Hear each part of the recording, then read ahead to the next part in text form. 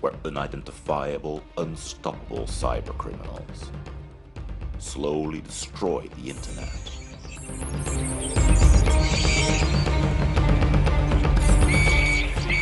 Two groups team up and accept the challenge.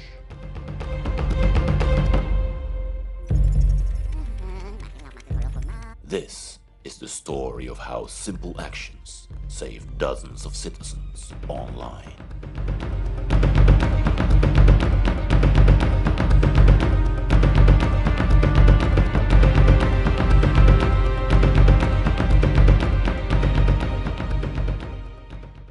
My name is Jornt van the Wiel and I work as a security researcher for Kaspersky lab.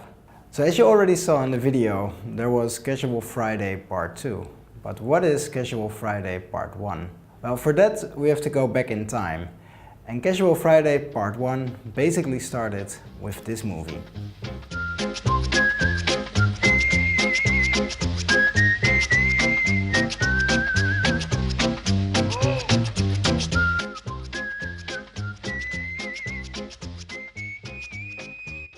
So what happened a while ago? As you can see in this movie, there's a guy coming to an ATM and without touching the ATM starts to dispense cash. Well, how does he do that?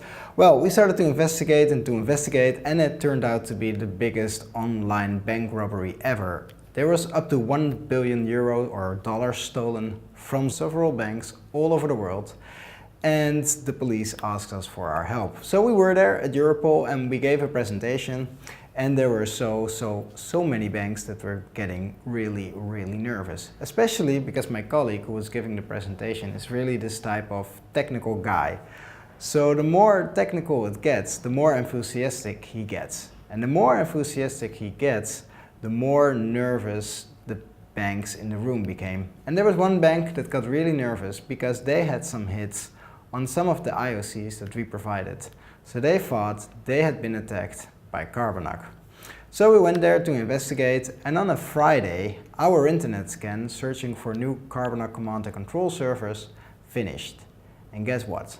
We found a Carbonac command and control server located in the Netherlands.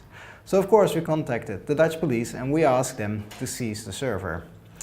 And they said, we will call you back. And they did. About half an hour later they called me back and they said, okay, two things. One, we will seize the server, and two, if you do an internet scan and it only takes 2 days and it is finished on a Friday, please start it on a Friday so that it is finished on Monday. Because on Friday we're closed. But this story started somewhere else. It started in Sweden. There was a guy called Björn who works for a typical Swedish company called the IKEA. And when Björn got back from work, he decided to do some additional work, and suddenly he saw this. Now, at this point, Björn had a problem. All his files were encrypted by CoinVault. And as you can see on the slide, CoinVault was a funny type of ransomware, because you could email them, you could ask them questions if you had problems with paying. You would also see that if you didn't pay within a certain amount of time, the ransom would go up and you would need to pay more. So Björn, he had a problem. What should he do? Well, luckily for Björn, Björn is not the average type of IKEA suite who works at the IKEA and assembles furniture. No, Björn actually has some certificates in IT security. So what Björn did, he decided to investigate what was going on. So he started a program called Process Explorer, and as soon as he started it, it was killed. So at that point, Björn didn't know exactly what to do anymore. He was a little bit puzzled. How should he circumvent this prevention from Process Explorer starting up? So he decided to watch some minions for some inspiration, and this is what they had to say. Ba ba ba ba ba na na. Ba ba ba ba ba na na. Oh, ba ba ba ba ba na na. Right, because the minions, they were talking about bananas, so Björn decided to change the name from processexplorer.exe to banana.exe, and suddenly it worked. He could find the malicious process, he suspended it, and then he found out with which server the malware was communicating. And it turned out to be a server located in the Netherlands. But Björn didn't stop here. He went to investigate further, and soon he saw that that server was most likely a hacked server. So Björn contacted the owner of the server in the Netherlands, and he asked, could you please give me a database dump of your whole database so I can find my key and decrypt my files? Now the owner of the server, he said, no, I'm not giving it to you. So Björn had a problem. But the owner said, I will give you your key instead. So Björn was happy, he could decrypt his files, but the owner, he had a problem. What should he do with his hacked server? I'd like to call the police now. Fine. And that is exactly what he did. He called the police, and by some miracle, he was put through to the Team High-Tech Crime, which is the national police organization handling cybercrime. And he said, my server has been hacked and it was full with ransomware keys. Do you want it? And of course, the police said yes. Well, what should they do with a server? Because the police is normally about catching criminals. But catching cyber criminals is not always so easy, because how do you catch a cyber criminal who is Russian, who is attacking US citizens and who puts his servers in Iran? Then Russia, Iran and the US, they all have to work together to get those guys arrested. So the chances are really, really low. So that's why the police adopted a different strategy. So what if the police can actually do some damage mitigation when they have a server? That's already really good. Now, if you have a server full with ransomware keys, you can also notify all the victims that they have become a victim of ransomware in case they didn't see it yet, but also that in the future a solution might be available. And of course, if the police seizes the server, you also disrupt them. You disrupt the criminal process so they cannot make any more money. And of course, if you're really lucky and if everything goes well, you can also catch the criminals. The police decided to call us. Why? Well, if you have all these ransomware keys, then the police would need to reverse engineer the malware. They would need to find out how the decryption works, how the encryption works. They need to make PR worldwide, because usually with ransomware the victims are worldwide. And that would cost them a lot of time, because they would also need to take care of hosting, testing the application, etc., which is not really typically the task of the police. So they contacted us and they asked if we could help them, and of course we said yes. So what we got from the police were the initialization factors and the keys and the Bitcoin wallet. Because with a Bitcoin wallet, you could find out your initialization factor and your key, and you could decrypt your files. So we started to work on this website where you can see that you can enter your Bitcoin wallet and then you would retrieve your key. And everything was going quite well. They liked the website. And then we started to talk about when to go live with this. When should we release the tool? So we had a call on Friday, April the 10th in the afternoon. And our idea was to go live 1 week later. But the police didn't agree. They remembered the last Friday when they had to work very hard in order to seize the server, and they wanted to pay us back. So they said, no, we are not going public 1 week later, we are going public next week, Tuesday. So that meant that we had to write a blog post, we had to write a manual, we had to write a decryption tool. Basically, we had to do everything because we didn't have much yet except the website. So to give you an idea, this is usually how my weekend starts. Prepared to leave for Christmas dinner with my parents. I was messed up. And this is usually how it ends because of making illegal vodka. But nothing like that happened because I actually just did this. And to make matters even worse, there was a policewoman all the way from Groningen, which is in the north of the Netherlands, who also got infected with CoinVault on that Friday. So the police was able to get a sample of her computer. They sent the sample to us to analyze it, and we found out that the server was located in Germany. And what do you do when you are the police? Well, you can write an MLET, you can send it to the Germans, they have to seize the server. There's also the 24/7 contact point where the Germans have to seize the server within 24 hours, 7 days a week, and then the amulet would come later. Or you can just visit the server and see what's happened. And they saw that it was a redirect to another server located in the Netherlands. So that made things much easier. So the police, they went into their humble cars, and within 6 hours of us providing them the information, they were able to seize the server and send us all the relevant information, which is really, really fast. Anyway, we still had to make the decryption tool. Now, anybody who did some reverse engineering or worked with cryptography and programming knows that it is not always easy to get it right from the start. And when you have to reverse engineer it, it's even more difficult. But luckily for us, they wrote their malware in .NET, which means that after a few layers, we were able to decompile it and get to the original decryption routine, which looks like this. And this is ours looks like.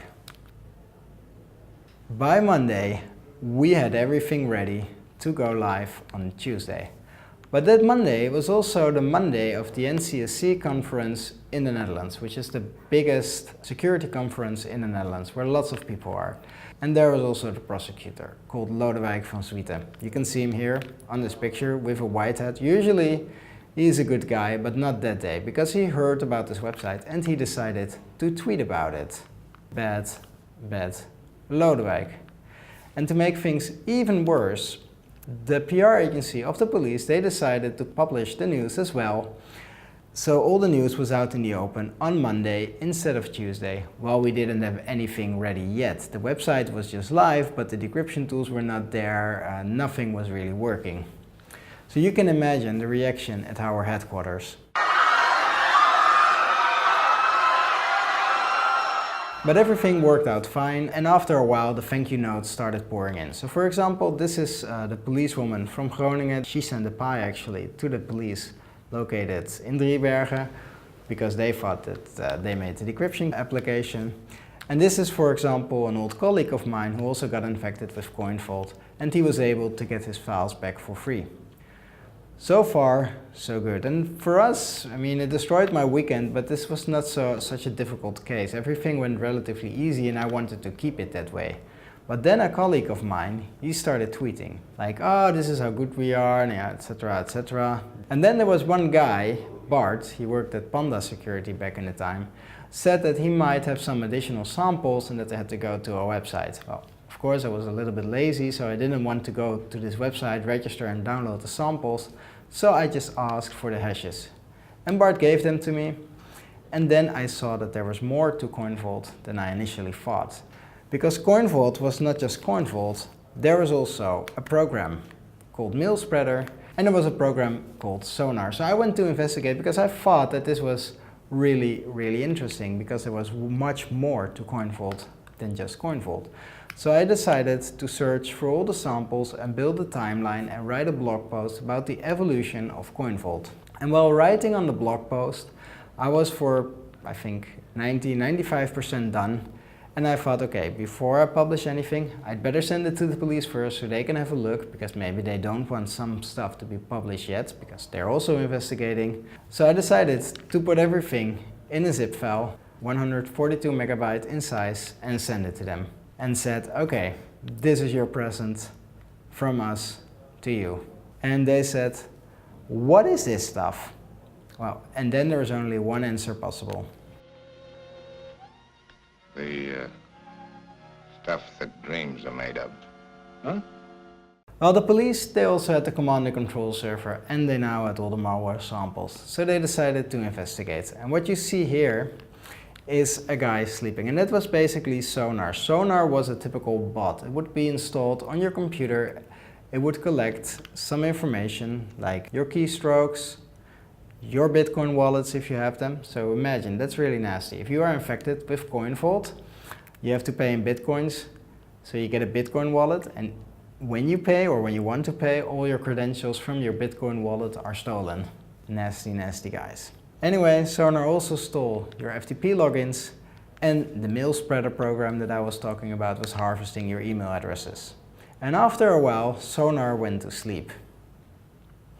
And at one point, when the criminal thought it was time, or when they finished their implementation of CoinVault, they decided to push CoinVault to your computer and all your files would get encrypted.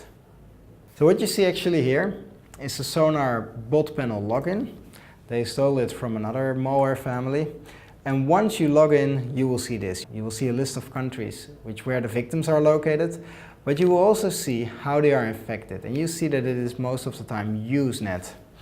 So what happened is the criminals, they created some malicious software. They posted it on Usenet as Adobe Acrobat, KeyCrack or whatever. And people downloaded it, and that's how they got infected. What you will also see on the next slide is that the criminals were able to execute some commands, for example, to upload data, take a screenshot, but also to push some malware to the computer of the victims. And that's what they did, of course, with CoinVault. Now remember I said that the malware was written in .NET, so it was relatively easy to analyze. But of course they went through some layers of obfuscation. So what happens when you hit the decompile button on CoinVault? You will see this. A very, very long byte array. And on the bottom of this slide, there's actually the decryption routine. And when you start to decrypt it, you will get to the next layer. And the next layer is a program called Shield Runner. And what you see on the next slide is that Shield Runner tries to prevent the malware from being analyzed by a researcher or by an antivirus company. In this case, it looks to see if Wireshark is running, and if it is, it would stop. Well, that's also how Björn was able to circumvent actually this protection for Process Explorer. Process Explorer had a similar protection mechanism, so thus by changing the name from Process Explorer to banana.exe, he was able to solve this protection and finally had Process Explorer running. And then finally you get to CoinVault. And we notice one really strange thing here, and that is Dutch. As you will see on this slide, there is lots of Dutch text. And it is not Google Translate Dutch. This is actually well-written Dutch. So at this point we already thought that there might be some Dutch people involved. Now one of the things I also always do when I analyze malware is to look for the PDB string in the malware. Now what's the PDB string? If you compile in debug mode, the PDB string or the PDB path contains the location of your source code. So I went through all the binaries, looked for it, and this is what I found. Eugene Kaspersky and Jornt. I saw those two names in the malware. Now actually I didn't see my own name and Eugene Kaspersky's name, but what I did see in the malware was the first name and the last name of one of the suspects and the first name of one of the other suspects. And remember, the police, they had a command and control server, so they analyzed it and they saw that they logged in 18 times and 17 times from a Tor exit node and 1 time from an ADSL IP address. Now that ADSL IP address belonged to a family living in Amersfoort in the Netherlands. And guess who lived there? So the case was finished. We found the suspects, they could be arrested, case closed. Well, not entirely, because between the moment of arrest and actually finding the suspects was half a year.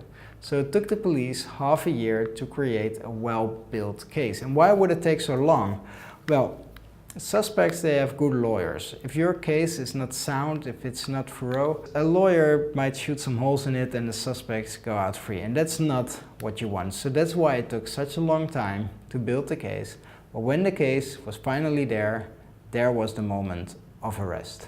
So the police went in and this is what they found. On this slide, you will see some laptops, some servers, some other hardware. You can see that they were quite active with hardware and computers. They even had their personal gym. I think in this gym was one of the servers located. And if anybody knows what this device is, please tell me, because I still would like to find out what the hell that is. And then suspects were arrested and it was time for the interrogation. Well, after a while, they made a full confession because the police created such a good case.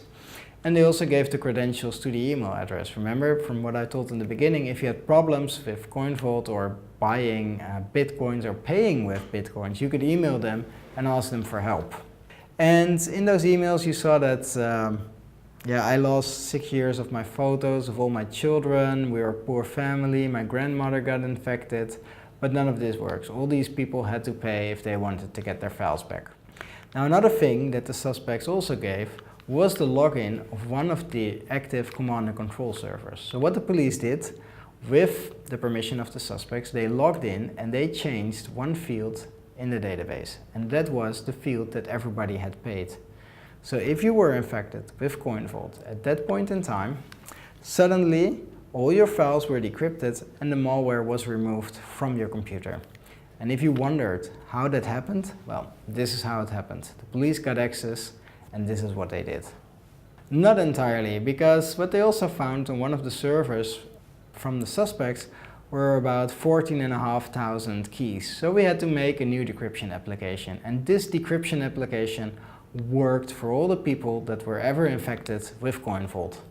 And in the end, of course, the minions, they were also happy.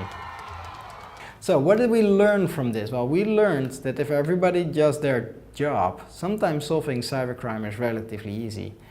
If Björn didn't investigate and contacted the owner of the server, and if the owner of the server didn't contact the police, and if the police didn't contact us, this case might never would have been solved. But because everybody did what they had to do, we were able to solve this case, had the suspects arrested, and make a decryption application so that everybody who was once infected with CoinVault was able to get their files back for free. Now, many people wonder what you can do against ransomware. Well, first of all, make backups. If you decide to use a cloud backup solution, make sure that you choose one which has version control, because if your files are automatically synced to the cloud, then they're also encrypted in the cloud. And if you have version control, you can go back one version earlier and you can restore the original files. Also, if you decide to make backups on a hard disk, get 2 hard disks, because there are some stories that people were making a backup and then they got infected with the ransomware. So if you don't want this to happen, take 2 hard disks. After making backups, make sure you don't click on any suspicious email. If you don't trust it, throw it away, don't open it, just delete it. Also make sure that if you actually download some attachment, please have Windows file extensions turned on, because by default it's turned off. So what you would normally see when you open a file in Windows is, for example, invoice.pdf. But when file extensions are turned off, you do not see invoice.pdf.exe, you just see invoice.pdf. But with file extensions turned on, you will see invoice.pdf.exe, and you will see that it is a malicious file. So the next thing you can do is, if you have an antivirus installed, make sure that behavioral monitoring is turned on. In our case, it's called System Watcher. Other AV companies probably have something similar. But turn it on, like watching at the behavior of your computer catch most of the malware, even if it's unknown. So please turn it on. Be sure to follow those guidelines I told you about earlier and stay safe so you won't become the next victim of ransomware.